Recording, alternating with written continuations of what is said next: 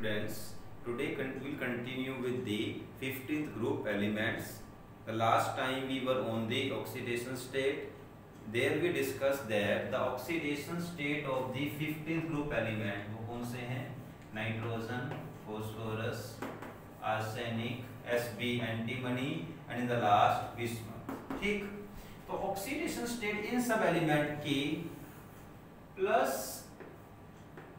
-3 से लेकर के +5 तक वेरी करेगी. मीन्स -3 भी हो सकती है और मैक्सिमम +5 तक हो सकती है. हाउ? देखो, जो नाइट्रोजन है it can gain up to 3 electron. तो ये -3 शो कर सकता है, जैसे कि NH3. अब हाइड्रोजन जो है वो इसको इलेक्ट्रॉन देगा क्योंकि इलेक्ट्रॉन नेगेटिविटी जो नाइट्रोजन की हाई है, तो -3. ठीक, और ये अप टू 3 इलेक्ट्रॉन ही लूज कर सकता है क्योंकि हमने बात की थी बिकॉज नाइट्रोजन के पास एम्प्टी d ऑर्बिटल नहीं है. That's why it can't show oxidation state of +5. It can show only up to 3 because of the absence of d orbital. And phosphorus की क्या है? -3 तो होगी but प्लस में 3 भी होगी and +5 तक पॉसिबल है. Why? Because of the absence of d orbital. Vacant d orbital present है. आर्सेनिक में भी यही जाएगी, यहाँ पर भी ये. बट बिस्मथ में जाकर के फिर चेंज आएगा. Bismuth will not show -3 oxidation state. Why? -3 नहीं शो करेगा. Why? The reason being कि बिस्मथ का साइज बहुत लार्ज है. डाउन द ग्रुप जाओगे साइज बढ़ेगा. Due to the large size of bismuth, it has less electronegativity. इसकी जो इलेक्ट्रोनेगेटिविटी है वो बहुत कम होगी. अब इलेक्ट्रोनेगेटिविटी कम है, इट मींस इलेक्ट्रॉन खींचने की पावर कम है. दैट्स व्हाई -3 ऑक्सीडेशन स्टेट नहीं शो कर सकता क्योंकि माइनस ऑक्सीडेशन स्टेट शो करने के लिए इलेक्ट्रोनेगेटिविटी का हाई होना जरूरी है. जब इलेक्ट्रॉन गेन करेगा तभी ऑक्सीडेशन स्टेट माइनस में आएगी. तो due to less electronegativity it will not show -3 oxidation state. It will show +3 oxidation state and it can show +5 but it will not be stable in +5 oxidation state. जैसे कि आप इसको ऐसे बोल सकते हो BiCl5 and BiCl3, या इसको ऐसे भी लिखते हैं Bi5 Bi3. 2 टाइप के कंपाउंड है. which is more stable, it will be more stable and these will be less stable. Why? Because of the inert pair effect. Bismuth के साथ क्या आता है? Inert pair. हमने डिस्कस कर चुके लास्ट चैप्टर में, वीडियो में, कि बिस्मथ जो है उसमें इनर्ट पेयर इफेक्ट होगा and because of this inert pair effect +5 oxidation state will not be stable, +3 oxidation state will be more stable because of the inert pair effect. ठीक है, यहां तक हमारा हो चुका था.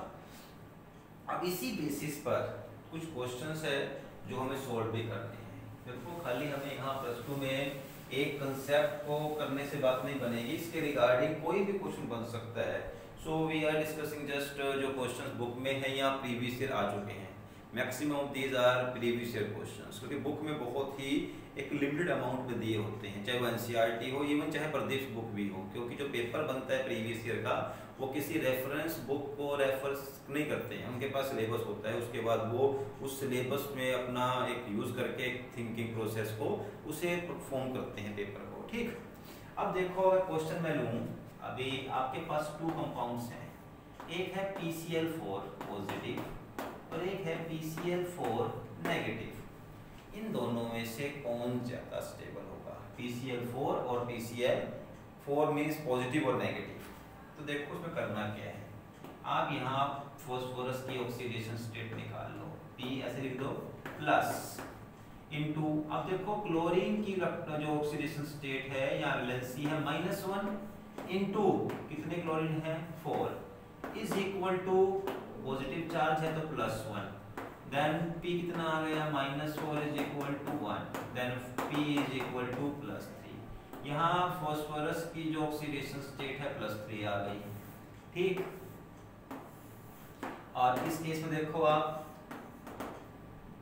P प्लस Cl -1 कितने Cl है? 4 is equal to -1. P -4 is equal to -1। तो कितना आ गया यहाँ पर आपके पास ऑक्सीडेशन स्टेट कितनी आ गई, सॉरी यहाँ देखो गलत हो गया हमसे, एक्चुअल में ये यहाँ जाएगा तो ये +5 होना था, सॉरी फॉर दैट, ये यहाँ जाएगा तो ये प्लस हो जाएगा +5 और यहाँ -1 + 4 P इज +3। देखो यहाँ पर आपको मैं स्टेप हमने यहाँ मिस कर दिया था, तो P इज इक्वल टू +1 + 4 + 5। ठीक, तो देखो इस केस में PCl4 पॉजिटिव में कितनी ऑक्सीडेशन स्टेट है फास्फोरस की 5 और PCl4 नेगेटिव में कितनी है +3 and because here the oxidation state is +5 it will be more stable because phosphor, because यहाँ पर कंसेप्ट क्या आएगा कि when we move down the group the stability of the +5 और हायर ऑक्सीडेशन स्टेट मींस यहाँ +5 तो केवल एक स्पेसिफिक ग्रुप के लिए हो गई, दैट इज 15th ग्रुप। जो नॉर्मल ट्रेंड है पूरे P ब्लॉक एलिमेंट्स का वो ये रहेगा when we move down the group the stability of the higher oxidation state increases। अब यहाँ दो हैं स्टेट्स +3 और +5, because phosphorus is more stable in its higher oxidation state, that's why PCl4 will be more stable because in this the phosphorus will show its highest possible oxidation state। तो ये question previous year question भी है, books notes में भी दिया हुआ है, इसको आप देख सकते हैं। ठीक, ऐसे ही इसी से ही काफी मैच करता हुआ एक और आपका कंसेप्ट है, जैसे covalency. Covalency, so first of all what is covalency? Covalency means maximum number of the bonds formed by the element in a compound, कि किसी कंपाउंड में मैक्सिमम कोई भी एलिमेंट कितने बॉन्ड बना सकता है। जैसे अब नाइट्रोजन, हमें लगता है ऐसा है कि नाइट्रोजन जो है वो केवल 3 बॉन्ड बना सकता है, जैसे कि NH3, NH3, NCl3, so its covalency should be 3 but it's not a fact, the covalency of nitrogen is 4। ये क्वेश्चन आ सकता है MCQ में भी, what is the covalency of nitrogen? The maximum covalency is 4। कैसे, देखो यहाँ एक स्ट्रक्चर है N2O5 की, ये स्ट्रक्चर भी हम ड्रॉ करेंगे, आप जरा ध्यान देना, इस चैप्टर में आपके पास 2 स्ट्रक्चर्स ड्रॉ करने के लिए आ सकती है। 1 तो बिल्कुल 100% कंफर्म है, 1 का तो कोई यहाँ पर इस डाउट ही नहीं है, बट 2 स्ट्रक्चर्स तक आ जाती हैं।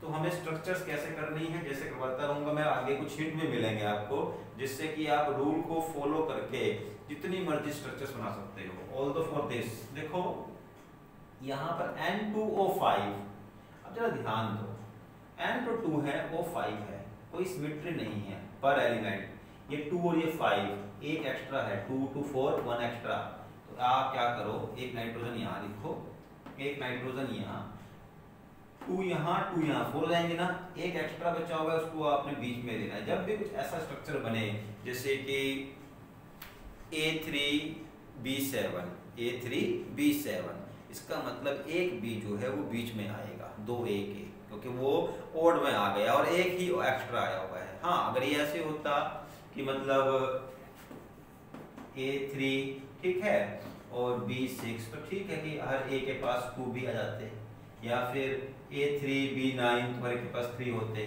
बट यहाँ अगर सिमेट्री नहीं है तो आप एक बीच में लेकर आओ।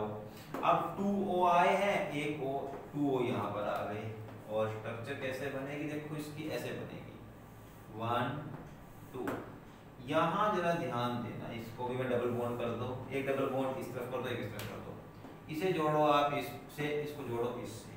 अब देखो यहाँ पर क्या होगा, अगर आपने ये 2 बॉन्ड बना दिए, इसके साथ बन जाएंगे, नो प्रॉब्लम, इसके 5 इलेक्ट्रॉन्स है, 1 2 3 4 5, बट प्रॉब्लम इज, एक तो जरा देखो उसका ध्यान दो, अगर मैं बात करूं इलेक्ट्रॉनिक कन्फिगरेशन की, तो नाइट्रोजन की इलेक्ट्रॉनिक कन्फिगरेशन होती है 2s2 2p3। एक तो अगर हम इसको देखें कुछ इसकी इलेक्ट्रॉनिक कन्फिगरेशन को, तो फिर तो यहाँ केवल 3 ही बॉन्ड बनने चाहिए, 1 2 और 3। अपन कितने रहे हैं, अदरवाइज अगर मैं इसको दोनों बना देता हूँ, ऑल द पॉसिबल नहीं बट फिर भी जस्ट थिंक, अगर ये दोनों बना देता हूँ मैं तो कितने बॉन्ड बने, 1 2 3 4 5, ये पॉसिबल ही नहीं है क्योंकि हाफ फील्ड कितने हैं 1 2 3, आगे वेकेंट डी ऑर्बिटल भी नहीं है कि मैं इस इलेक्ट्रॉन को यहाँ भेज दूं क्योंकि ये 2s है और ये 2p है और इसके आगे 2d होता ही नहीं है क्योंकि d स्टार्ट होगा आपका 3 से, केवल 2 ही शेल होते हैं सेकंड, 2 ही सब शेल होंगे सेकंड शेल में, ठीक। तो इसमें को क्या होगा, ये जो 2 इलेक्ट्रॉन्स हैं s वाले, ये क्या करेंगे एक्चुअल में, यहाँ डबल बॉन्ड नहीं आएगा, एक सिंगल कौन सा बॉन्ड है, ये कोऑर्डिनेट बॉन्ड है, मींस दोनों इलेक्ट्रॉन नाइट्रोजन वाले भी यहाँ बचे हुए हैं, देखो 5 इलेक्ट्रॉन्स थे, 1 2 3 5 बचे, दोनों इलेक्ट्रॉन ये नाइट्रोजन इसके साथ शेयर कर लेगा, और जब दोनों इलेक्ट्रॉन एक ही एलिमेंट से शेयर होते हैं उसे क्या बोलते हैं, कोऑर्डिनेट बॉन्ड। तो ये सिंगल बॉन्ड होगा, coordinate bond is a special type of covalent bond, ठीक। तो यहाँ पर 1 2 3 4 कितने बॉन्ड बनाए मैक्सिमम नाइट्रोजन ने, 4, दैट्स व्हाई कोवैलेंसी कितनी आ गई 4, ठीक। तो ये रहा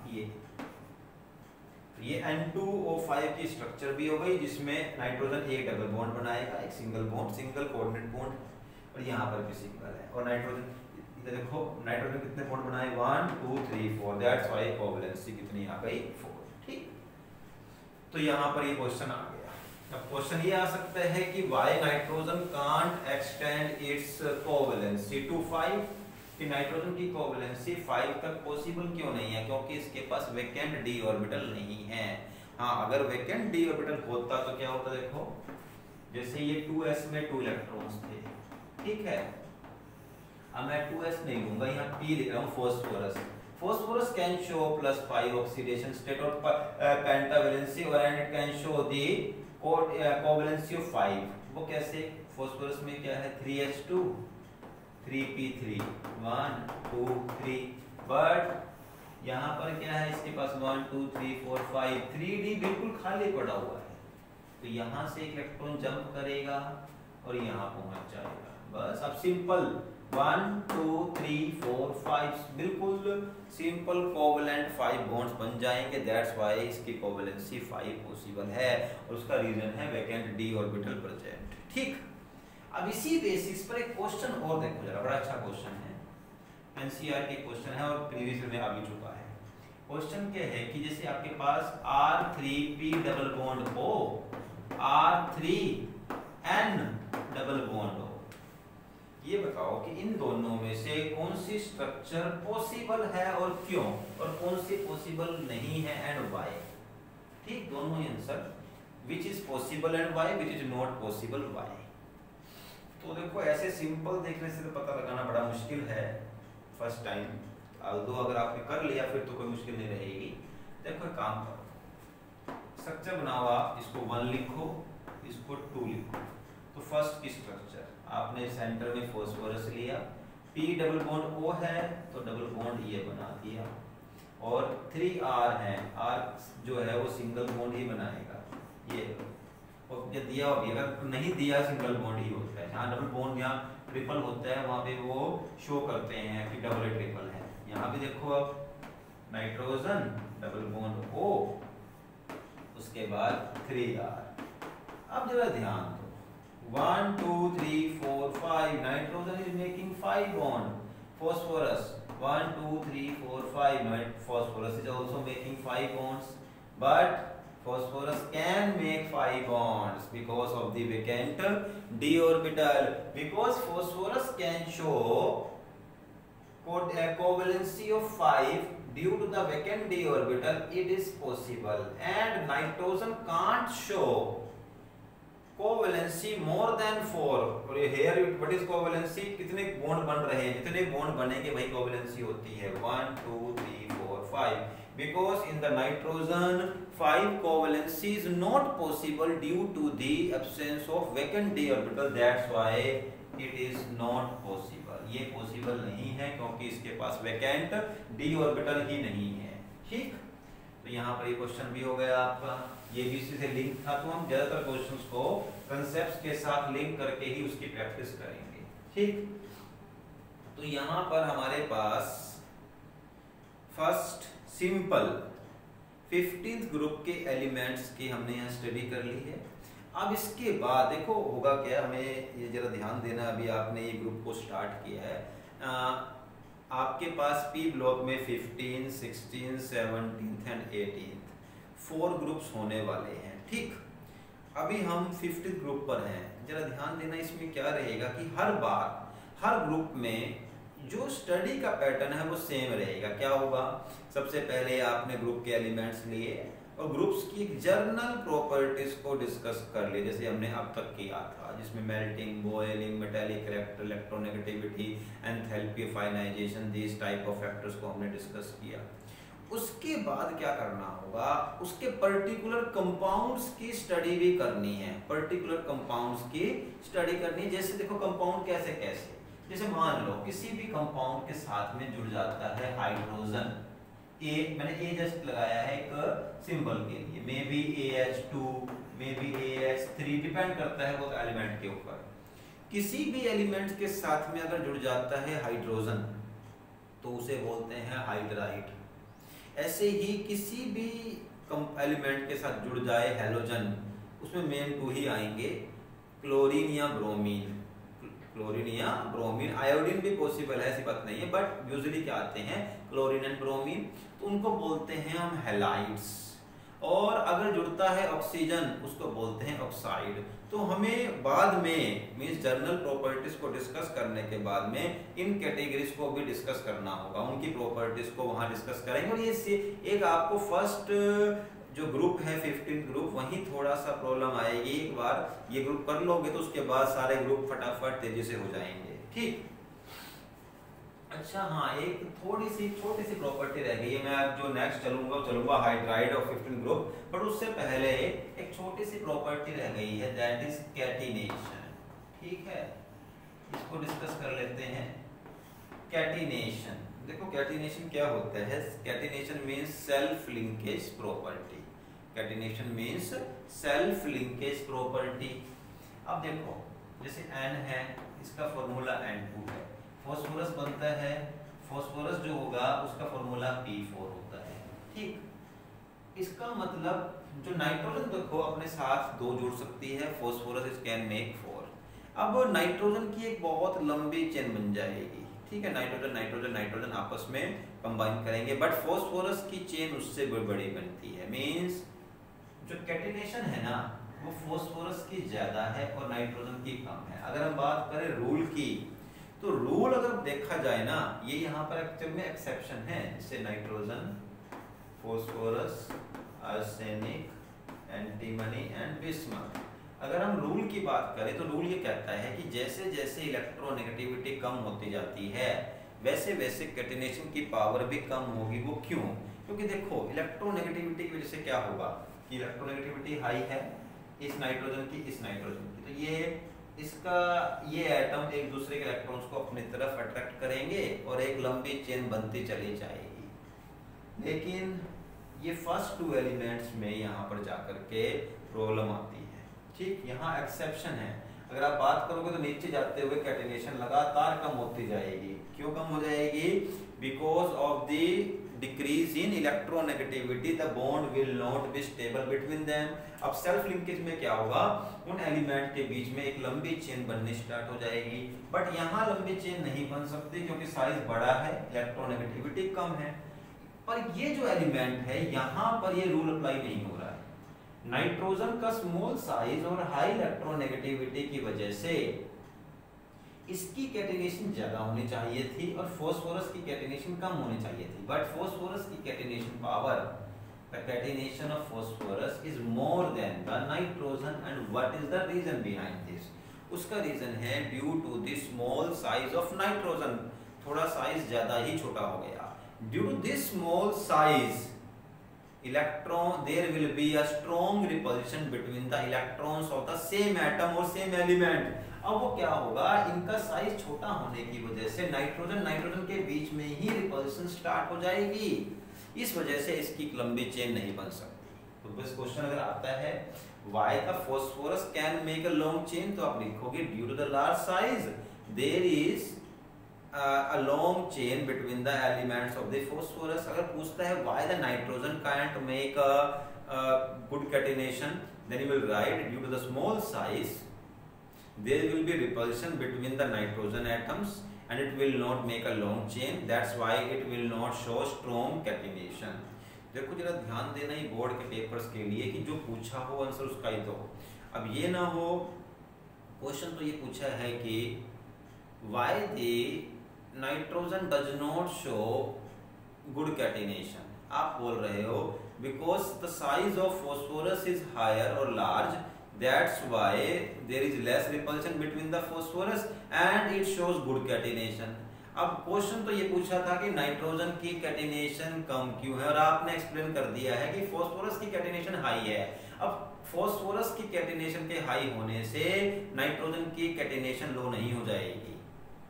फास्फोरस का साइज बड़ा होने से नाइट्रोजन कम कम कैटेनेशन बनाएगा, ये कोई लिंक नहीं है। आपको प्रॉपर आंसर देना पड़ेगा। नाइट्रोजन की कैटेनेशन इसलिए कम है क्योंकि उसका साइज छोटा होने की वजह से रिपल्शन ज्यादा है और वो एक ज्यादा नंबर में बॉन्ड नहीं बना सकता, लेकिन फास्फोरस का साइज बड़ा होने की वजह से उसकी इलेक्ट्रोनेगेटिविटी कम है और उनके बीच में रिपल्शन कम है इलेक्ट्रॉन्स के फास्फोरस के। That's why it can make a good bond और it shows a good amount of the catenation. ठीक, तो यहाँ पर ये क्वेश्चन हो गया है।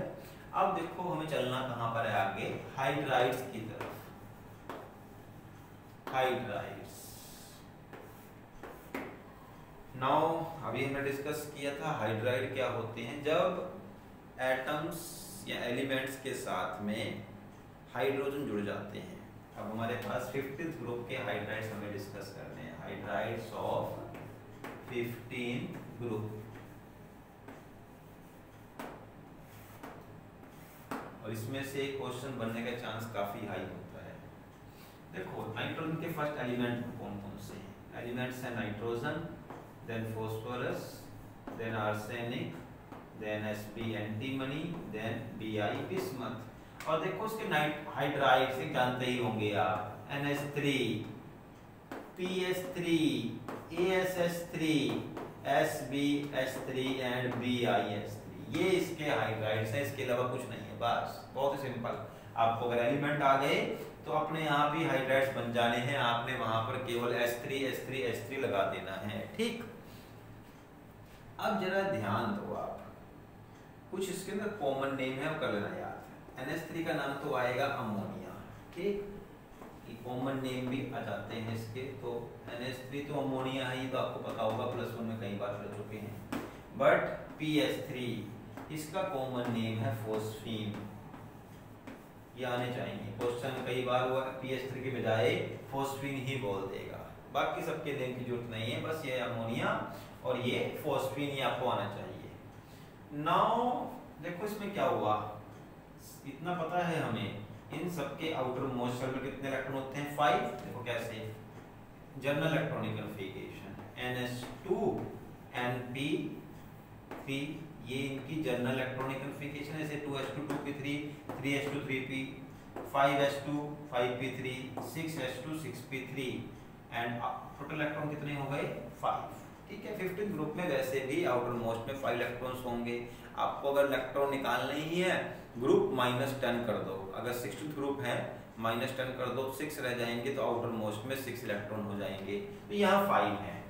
नाउ सी, अब कितने H हैं? 3, तो केवल 3 ही बॉन्ड बन रहे हैं, यानी कि इन सबके पास एक एक लोन पेयर भी प्रेजेंट है। पता होना चाहिए कि काम आएगा कुछ प्रॉपर्टीज को डिस्कस करने में। हम इस फैक्टर को यूज करेंगे कि इनके पास एक एक लोन पेयर होता है। ठीक, तो अभी मैंने आपको जर्नल सा ट्रेंड दे दिया कि ये हाइड्राइड्स हैं और इनके पास एक एक लोन पेयर भी रहेगा। Hydrides will contain a lone pair.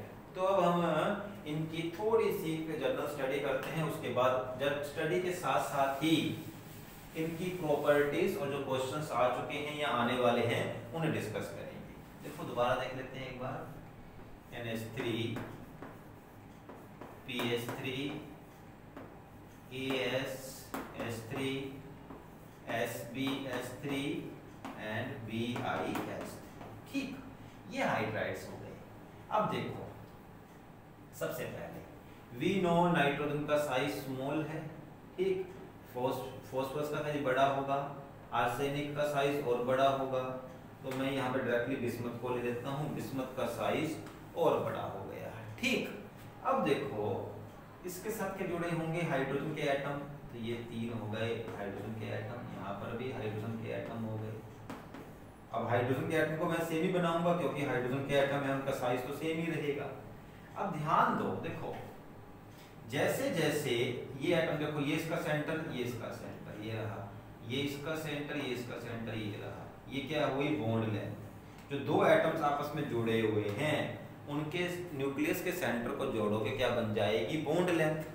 तो ये बॉन्ड लेंथ, ये बॉन्ड लेंथ, ये बॉन्ड लेंथ। जैसे जैसे आप नाइट्रोजन से बिस्मथ की तरफ जाओगे सेंट्रल एटम का साइज बढ़ेगा और सेंट्रल एटम के साइज बढ़ने से बॉन्ड लेंथ क्या होती जाएगी, बढ़ती चली जाएगी।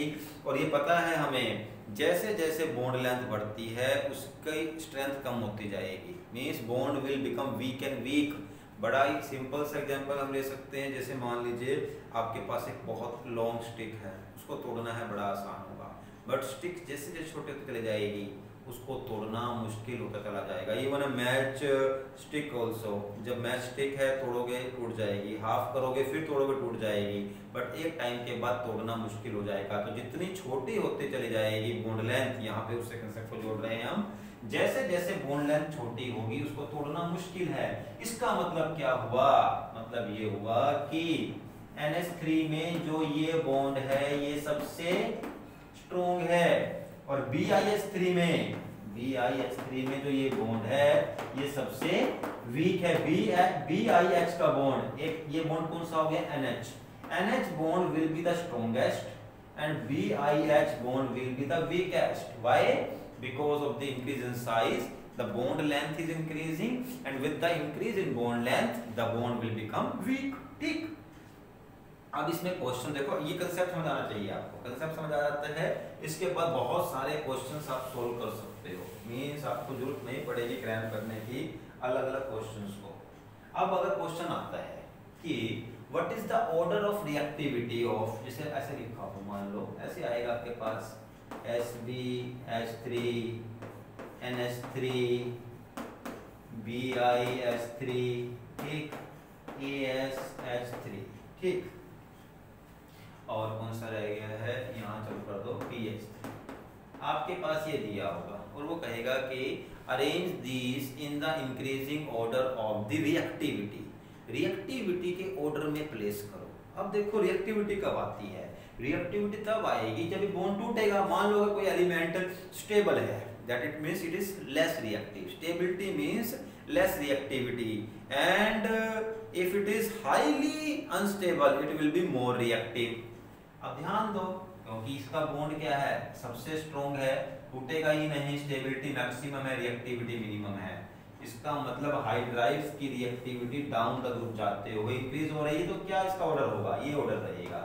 NH3 will be highest, उससे कम PiH3, उससे कम AHI3, उससे कम आपके पास SbH3 और सबसे कम स्टेबिलिटी किस हाइड्राइड की होगी, BiH3 की। Because of the large size the bond will not be strong, it will break easily and it will be highly stable, it will be highly reactive। ठीक, तो यहाँ पर क्वेश्चन हो गया हमारा स्टेबिलिटी वाला। इवन बॉन्ड की स्टेबिलिटी का क्वेश्चन आ सकता है, कंपाउंड की स्टेबिलिटी का क्वेश्चन आ सकता है, कोई भी आए कंसेप्ट सेम रहेगा आपका। ठीक, इसी के साथ इसी चीज से हम एक चीज को और जोड़ सकते हैं, दैट इज रिड्यूसिंग कैरेक्टर।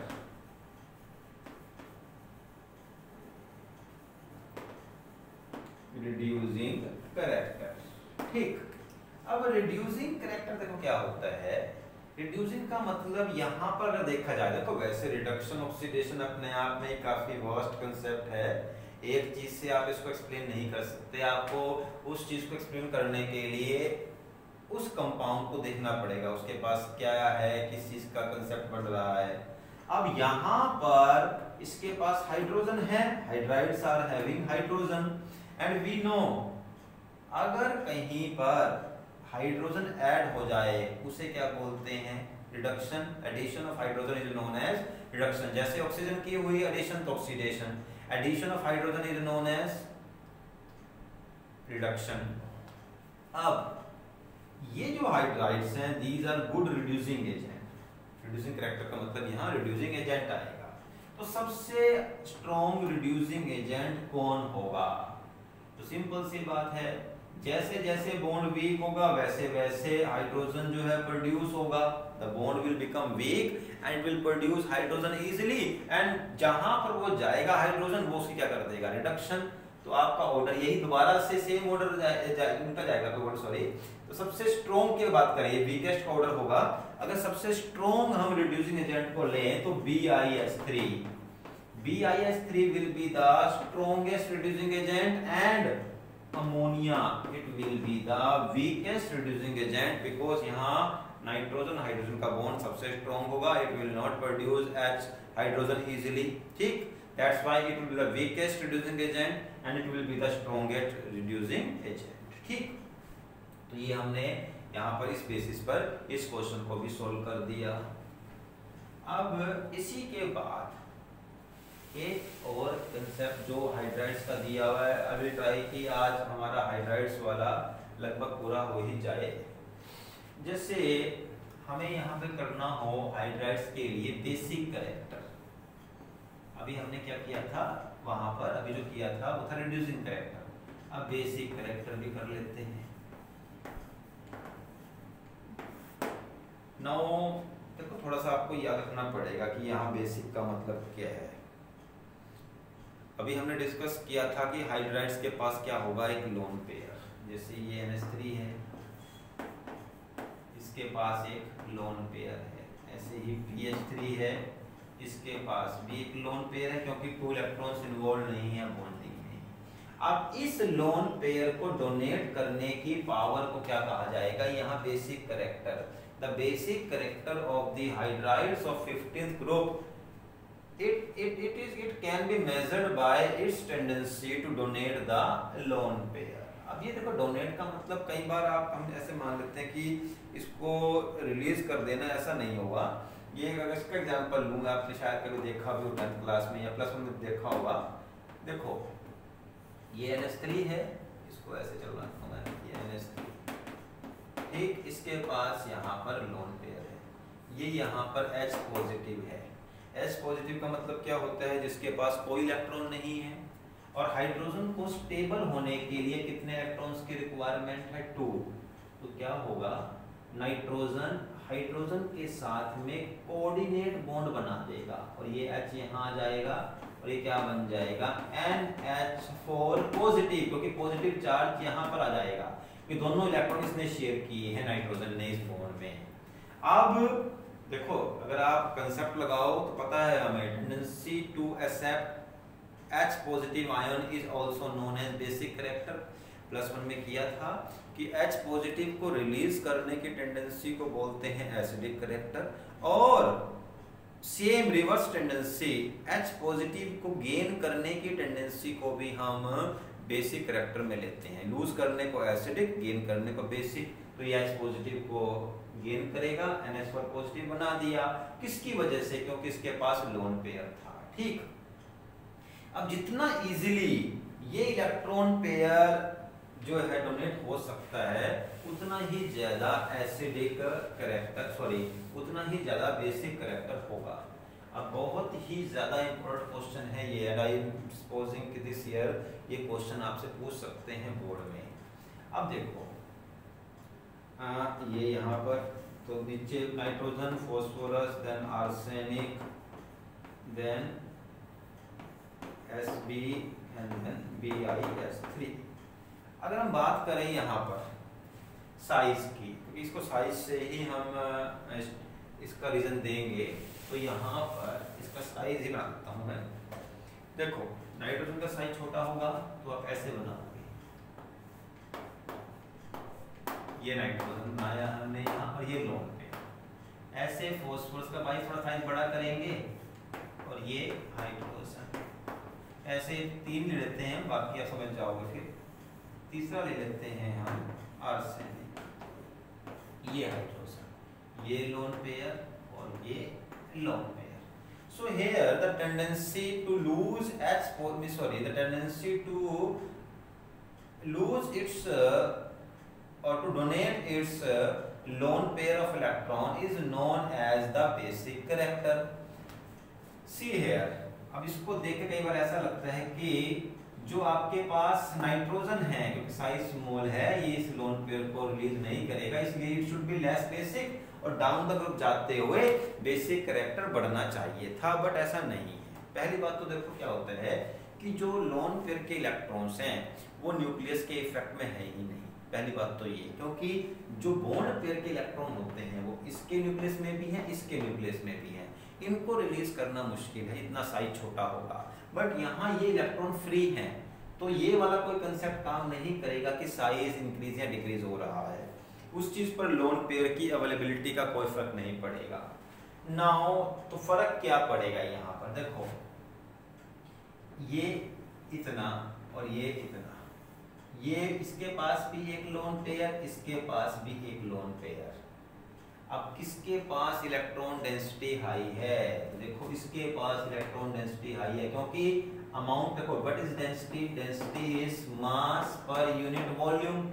अगर मास सेम है, देखो दो इलेक्ट्रॉन्स, यहाँ भी 2 इलेक्ट्रॉन, मास तो सेम आ गया, बट क्या बढ़ता जा रहा है, वॉल्यूम, तो वॉल्यूम यहाँ पर बढ़ता चला जा रहा है, तो वॉल्यूम बढ़ने से कम क्या हो जाएगा, डेंसिटी। अगर मास सेम है 2 इलेक्ट्रॉन, बट साइज बढ़ रहा है, इलेक्ट्रॉन डेंसिटी कम हो रही है। जैसे जैसे इलेक्ट्रॉन डेंसिटी कम होगी, इसको डोनेट करने की पावर भी कम होती चली जाएगी। इसको हम ऐसे ले सकते हैं कि आपके पास 3 पर्सन्स हैं और उनको डोनेट करना है, सबके पास फॉर एग्जांपल कि कुछ भी मान लीजिए आप मनी मान लेते हैं कि सबके पास 100 रुपीस हैं और डोनेट करने हैं।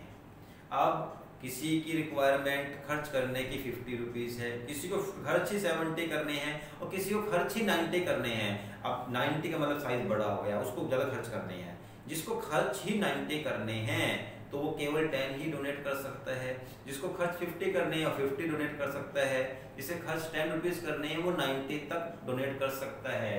क्योंकि जैसे जैसे यहाँ पर साइज बढ़ रहा है, इधर से जाते हुए इलेक्ट्रॉन डेंसिटी कम होती चली जा रही है, तो इनकी इलेक्ट्रॉन को डोनेट करने की पावर भी कम होती चली जाएगी, and due to this the basic character will decrease. और इतना पता होना चाहिए आपको कि ammonia is highly basic in nature, ammonia बहुत ज्यादा बेसिक होता है नेचर के अंदर, इससे भी आपको आइडिया मिल जाएगा। और डाउन द ग्रुप चलते हुए 15th ग्रुप के एलिमेंट्स की हाइड्राइड्स की 15th ग्रुप के हाइड्राइड्स की बेसिक स्ट्रेंथ जो है वो घटती चली जाएगी। तो ammonia is highly basic in nature, it will give you some hint. Okay, तो ये था हमारा हाइड्राइड्स का बेसिक कैरेक्टर। इसके बाद अगर हम बात करें हाइड्राइड्स के बॉन्ड ऑर्डर की, बॉन्ड लेंथ की, एक बॉन्ड एंगल क्या होता है। अगर हम बॉन्ड लेंथ एंगल की बात करें तो वो देखते हैं क्या रहेगा इसमें ट्रेंड। यहाँ पर भी थोड़ा सा जो जैसा नजर आएगा उससे थोड़ा सा अलग आंसर आना चाहिए। देखो ये नाइट्रोजन NH3, ठीक, और यहाँ पर एक लोन पेयर, ठीक। इधर लोन पेयर देखो सब, ये फॉस्फोरस है, थोड़ा साइज बड़ा करो उसका, ये फॉस्फोरस है और 3H आ गए यहाँ पर, और एक लोन पेयर। अब क्योंकि लोन पेयर सबके पास एक ही है तो इसको तो हम यहाँ पर मेंशन नहीं कर सकते, लोन पेयर एक ही है। तो पता है हम पढ़ चुके हैं वेस्पर थ्योरी में बॉन्ड एंगल पर क्या फर्क पड़ता है। हम अगर बात करें जैसे कि जो लोन पेयर की रिपल्शन है ज़्यादा होती है तो वो बॉन्ड एंगल को रिपेल करता है, तो बॉन्ड एंगल कम हो जाता है। लेकिन यहाँ सबके पास एक ही लोन पेयर है तो बॉन्ड एंगल को डिटरमाइन करने में इस लोन पेयर के कोई रोल नहीं है। तो रोल किस चीज का है, जैसे ये N है, ये P है, तो मैं यहाँ पर फिर ले लेता हूँ इससे बड़ा साइज थोड़ा और, आर्सेनिक AS3, ASH3, ये AS कर लेते हैं, और सबसे लास्ट में ले लेता हूँ मैं बिस्मथ, सबसे बड़ा साइज S3, ठीक। तो यहाँ पर बॉन्ड एंगल किसका हाई लग रहा है आपको, लगता ऐसे है कि ये बॉन्ड एंगल सबसे कम है और ये बॉन्ड एंगल सबसे ज्यादा है, बट ये गलत है। एक्चुअल में साइज देखो अगर हम बात करें तो क्या ये बॉन्ड एंगल कितना, पूरा कितना एंगल होगा 360, तो क्या ये डबल हो जाएगा? 360 से ऊपर तो एंगल पॉसिबल ही नहीं होता है, ठीक है ना। तो ये जो हमारा इधर दिखाई दे रहा है ये तो जस्ट इनके बीच में डिफरेंस है। एंगल को तो हम इससे मेजर करते हैं कि इसका अगर यहाँ से यहाँ तक कितना हो जाएगा 180, इसका यहाँ से यहाँ तक 180, ये इतना भी 180 है और इसका इतना भी 180 है। तो इस साइज को देख करके तो हम बॉन्ड एंगल को बता नहीं सकते कितना एंगल है, वो तो क्योंकि इसलिए छोटा आ रहा है क्योंकि इसका साइज छोटा है। एंगल तो इससे डिपेंड नहीं करेगा ना। एंगल देखो किस चीज पर डिपेंड करने वाला है, यहाँ एंगल इस फैक्टर पर डिपेंड करता है, इलेक्ट्रोनेगेटिविटी। वो कैसे? देखो ये नाइट्रोजन है, ये फास्फोरस है। नाइट्रोजन की इलेक्ट्रोनेगेटिविटी बहुत हाई है। Due to high electronegativity of nitrogen, जो बॉन्ड पेयर है, देखो एक इलेक्ट्रॉन दिया हाइड्रोजन ने, एक दिया नाइट्रोजन ने, क्या बना दिया? Bond pair. ये क्या बनाया? Bond pair. बॉन्ड पेयर बहुत नजदीक हैं, सेंट्रल एटम के नजदीक हैं। नजदीक होने की वजह से इनके बीच में रिपल्शन ज्यादा होगा। मींस बॉन्ड पेयर में ही रिपल्शन ज्यादा होगा, क्योंकि बॉन्ड जो एंगल जो है वो क्या हो गए हैं, एंगल तो वहीं के वहीं है, बट यहाँ इलेक्ट्रॉन यहाँ आ गए, मान लो ये इलेक्ट्रॉन यहाँ आ गए तो रिपल्शन ज्यादा होगी। अब ये इलेक्ट्रॉन यहाँ और यहाँ होते, दूर दूर होते इलेक्ट्रॉन, रिपल्शन कम होती। सेम केस फास्फोरस की इलेक्ट्रोनेगेटिविटी कम होने से इलेक्ट्रॉन यहाँ आ गए, अब इलेक्ट्रॉन दूर दूर हो गए, इनके बीच में रिपल्शन कम हो जाएगी, बॉन्ड एंगल कम हो जाएगी। और बिस्मथ में तो बॉन्ड एंगल बहुत दूर दूर हो जाएंगे। बॉन्ड पेयर बहुत दूर हो जाएंगे। जब बॉन्ड पेयर सेंट्रल एटम से दूर दूर हो जाएंगे, इनके बीच में डिफरेंस बढ़ जाएगा, डिस्टेंस बढ़ जाएगा, तो क्या होगा? रिपल्शन भी कम हो जाएगी। और हमें पता है जितनी रिपल्शन कम होती है बॉन्ड एंगल उतना ही कम होगा, ठीक है। जितनी रिपल्शन कम होगी, रिपल्शन से क्या होगा? दूर दूर जाएंगे वो, क्योंकि होता क्या है कि रिपल्शन से मॉलिक्यूल अनस्टेबल बन जाता है। तो मॉलिक्यूल को स्टेबल बनाने के लिए और रिपल्शन को मिनिमम करने के लिए बॉन्ड जो है वो एक दूसरे से दूर चले जाते हैं। लेकिन अगर रिपल्शन कम होगा तो वो क्या होता चला जाएगा? नजदीक होते चले जाएंगे। अब क्योंकि नाइट्रोजन का साइज नहीं, बिकॉज द नाइट्रोजन की इलेक्ट्रोनेगेटिविटी हाई है, बॉन्ड पेयर सेंट्रल एटम के नजदीक होंगे। सेंट्रल एटम के नजदीक होने से बॉन्ड पेयर की रिपल्शन बढ़ेगी, तो साइज घटेगा।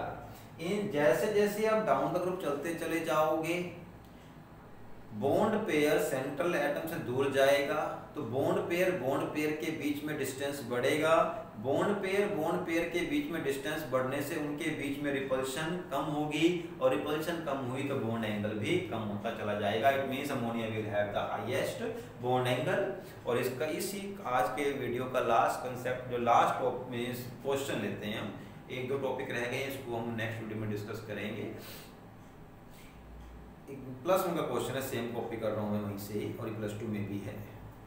Why the ammonia has abnormal tetrahedral angle, और why the angle in the ammonia is not like the normal tetrahedral angle, कि अमोनिया का जो एंगल है वो नॉर्मल टेट्राहेड्रल एंगल जैसा क्यों नहीं होता है। ऑल्दो ये क्वेश्चन हम एग्जैक्टली +1 में डिस्कस कर चुके हैं, बट स्टिल दोबारा करते हैं यहाँ पर कि जो अमोनिया का एंगल है वो नॉर्मल टेट्राहेड्रल एंगल क्यों नहीं है। तो what is normal tetrahedral angle? वो होता है आपका अमोनिया में CH4 में नॉर्मल क्यों है? क्योंकि यहाँ सब जगह बराबर एक बराबर एंगल है, बिल्कुल बराबर एंगल है 107। अब अमोनिया में देखो क्या होता है, अमोनिया में यहाँ एक लोन पेयर है और 3 H है, ये भी टेट्राहेड्रल ही, क्योंकि इसको भी लोन पेयर भी एक एंगल की तरह ही काम आता है ज्योमेट्री को डिटरमाइन करने में। तो लोन पेयर को भी बॉन्ड एंगल की तरह ही लिया जाएगा। अब देखो यहाँ पर भी 1 2 3 4 टेट्राहेड्रल है, बट ये बॉन्ड एंगल इससे कम है। अगर ये 107 है तो ये 105 है। ये बॉन्ड एंगल कम क्यों है? मींस नो है टेट्राहेड्रल ये भी है, टेट्राहेड्रल ये भी है, बट ये कम है। तो उसका सिंपल सा रीजन है due to the presence of lone pair. यहाँ पर एक लोन पेयर प्रेजेंट है।